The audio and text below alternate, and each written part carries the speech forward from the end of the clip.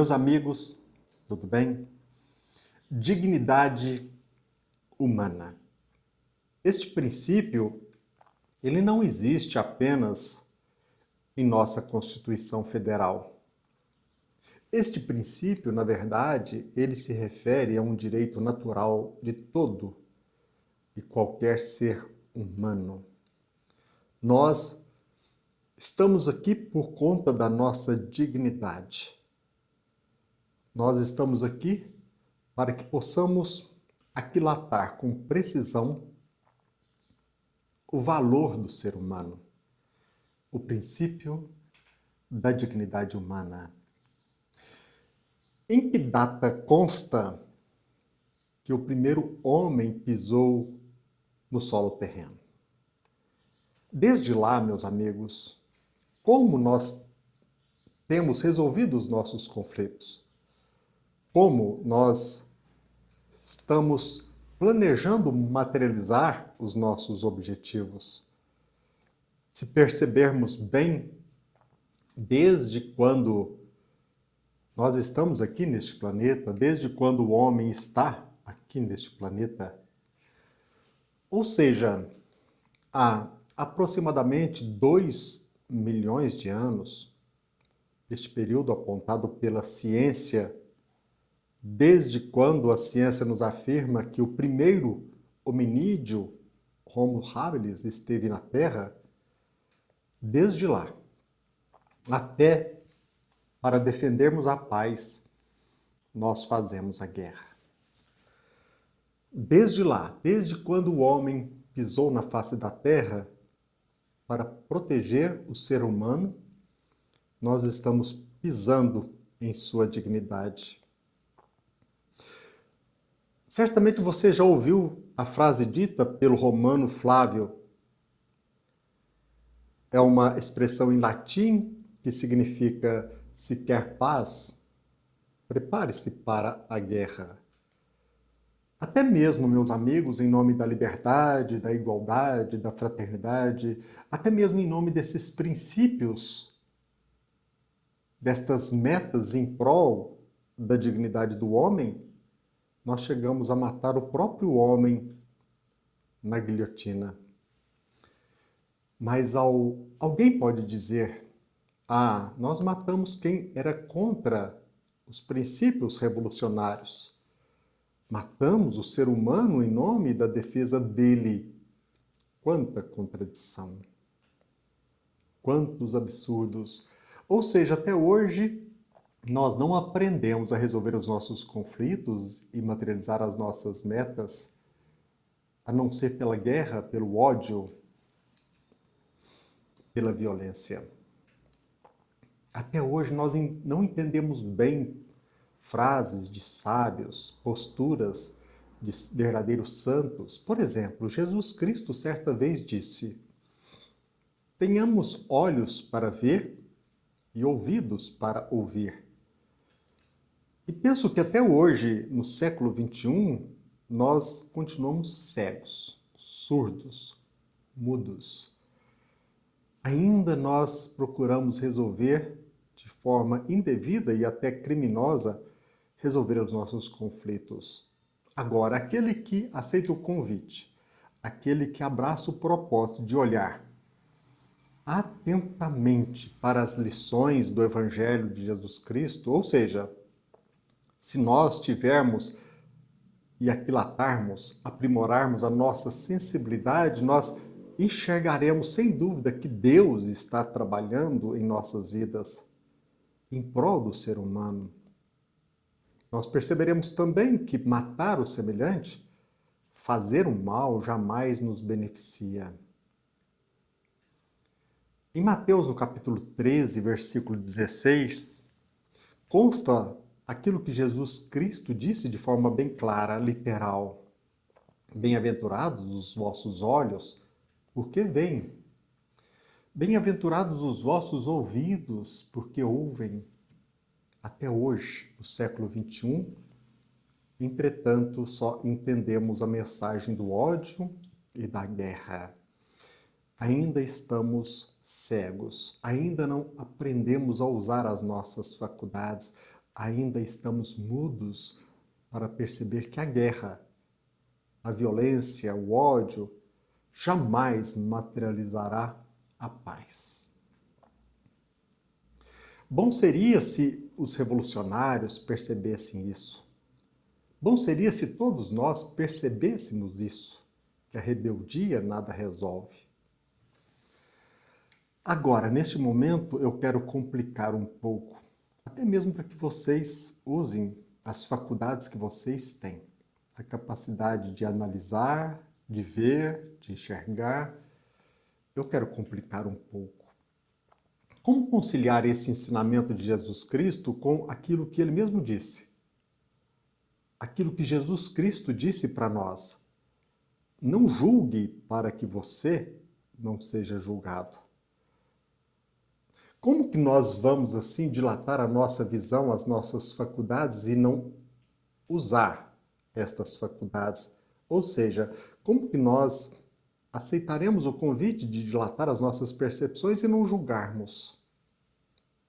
Existe uma lenda na mitologia chinesa, conhecida pelo nome Três Macacos Sábios, representando o convite à sabedoria.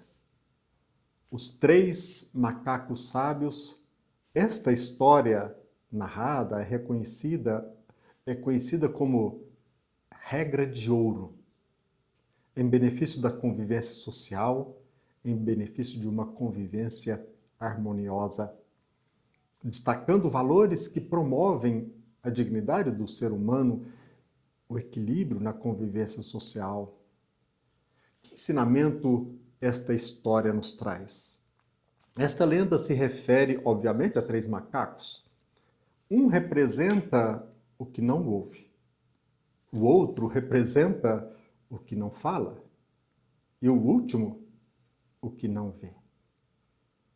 A nos ensinar. Em prol de uma vida harmoniosa, não vejam mal, não ouçam mal, não fale o mal. Sem dúvida, esta postura promove uma convivência pacífica e respeitosa entre as pessoas. Indubitavelmente, o convite é para que não usemos as nossas faculdades, as nossas percepções humanas para destruir o semelhante, aquele que conosco convive em sociedade, como estamos fazendo até hoje, desde a primeira vez que um hominídeo pisou aqui na Terra. Como que nós estamos procedendo? É claro que a história dos três macacos sábios, ela não se trata, obviamente, de um convite a vivermos indiferentes, anestesiados. Não se trata que sejamos coniventes com o crime, com o delito, com o dolo. É claro que não. Nós precisamos ter percepção para enxergar, dilatar a nossa visão, aprimorar a nossa compreensão. As lições de Jesus Cristo para que dilatemos as nossas faculdades, ou seja, a capacidade de vermos, ouvirmos, enxergarmos, ouvir e não falar, ou usar adequadamente a fala, junto com a proposta de não nos filiarmos ao mal, trata-se de lições atemporais e que são plenamente conciliáveis. E precisamos entendê-las, pois nós já estamos no século XXI. Há quantos milênios, para alguns milhões, nós estamos aqui na Terra? Junto com o convite de Jesus ao aprimoramento de nossas faculdades, tendo olhos para ver, ouvidos para ouvir, ou seja, dilatar a nossa visão, é incontestável, por um lado, que isso é um convite sério e salutar, e de outro lado, o ensinamento de que, em nome de uma harmonia entre as pessoas, a regra de ouro é não ver o mal, é não ouvi-lo e nem sobre ele comentarmos.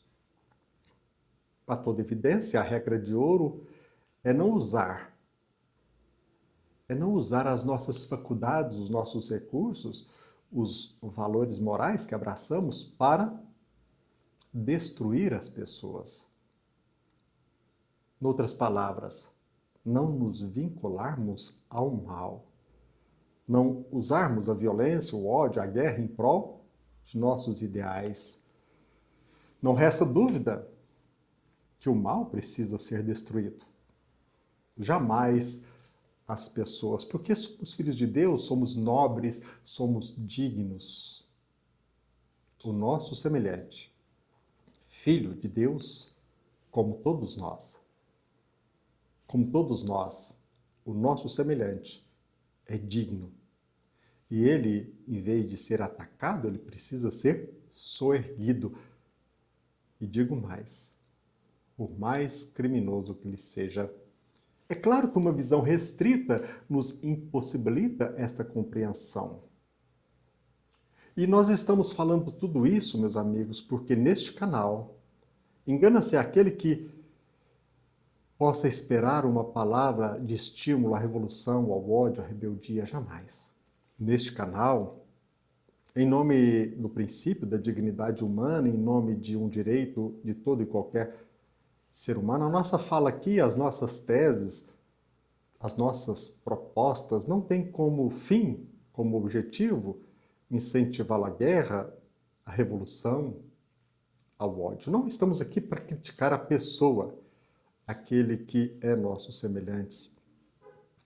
Não desenvolvemos qualquer trabalho com o objetivo, com o escopo de destruir os semelhantes, até mesmo os ditadores, inclusive os assassinos. O nosso compromisso aqui é até mesmo alcançar aqueles que cometeram crimes, que abusaram do poder, para que eles repensem, para que eles cheguem à conclusão de que eles são filhos de Deus e que precisam também usar os seus recursos para o bem. O nosso trabalho aqui não é desenvolvido para aniquilar aqueles que abusam do poder, mas apontar com o uso dos nossos recursos, com a dilatada visão que o raciocínio nos proporciona, com o uso de nossas faculdades, apontar as consequências de condutas criminosas, como também o resultado de nossa omissão. Jesus Cristo nos ensinou: bem-aventurados aqueles que têm olhos, aqueles que veem.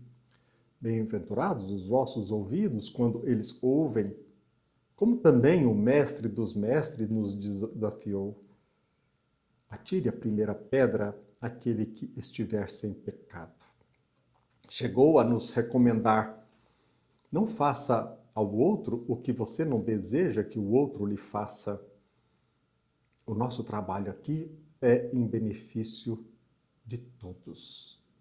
É desenvolvido com o propósito de promover ou de materializar a dignidade humana. Então, é necessário que nós nos conscientizemos, que dilatemos a nossa percepção, mas que saibamos usar as nossas faculdades, que o nosso olhar seja para aquilo que é rotulado como mal, sempre procurando soerguer o nosso semelhante que é digno e é filho de Deus. Agora, não existe outro caminho senão a conscientização. A consciência dos nossos deveres, dentre eles, o respeito à dignidade do ser humano.